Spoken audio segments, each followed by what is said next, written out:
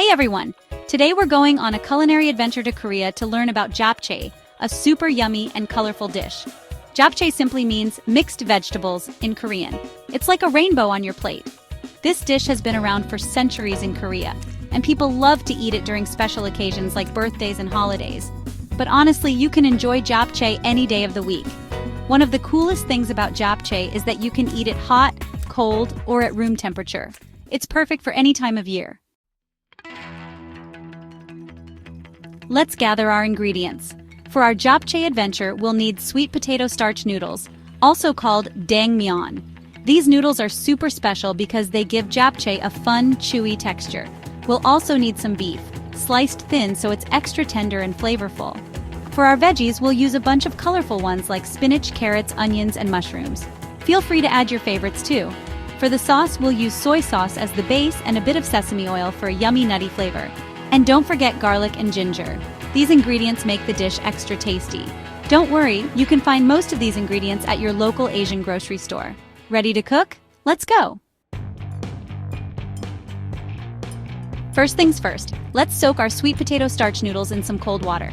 This will soften them up and make them nice and chewy.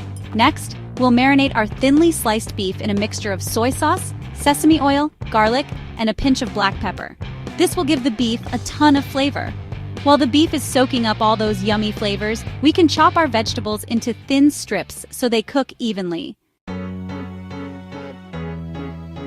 Time for the fun part, cooking the vegetables. We'll heat some oil in a big pan or a wok. Then we'll stir-fry each vegetable separately until they're tender and still a little crunchy. Remember, we want them to be colorful and have a nice bite to them. We'll start with the onions, then the carrots, followed by the mushrooms, and lastly, the spinach.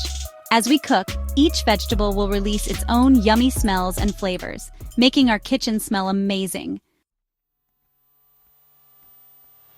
Our veggies are cooked to perfection, so it's time to combine everything.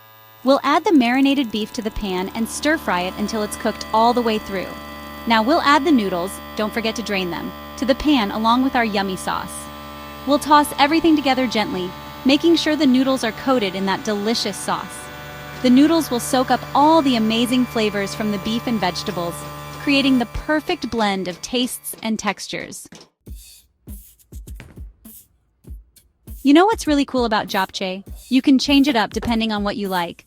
Want to make it vegetarian? No problem. Just skip the beef and add more of your favorite veggies like bell peppers, zucchini, or even tofu. Want to add a little spice? Try adding a pinch of gochugaru, which are Korean chili pepper flakes.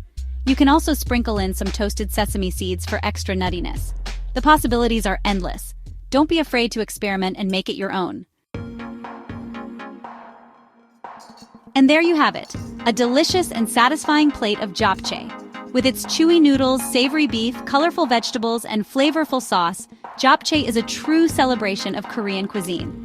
I really hope you give this recipe a try at home and experience the joy of creating this beautiful and delicious dish. Serve it as a main course or a side dish. It's sure to impress your family and friends. Enjoy all the wonderful flavors and textures of japchae.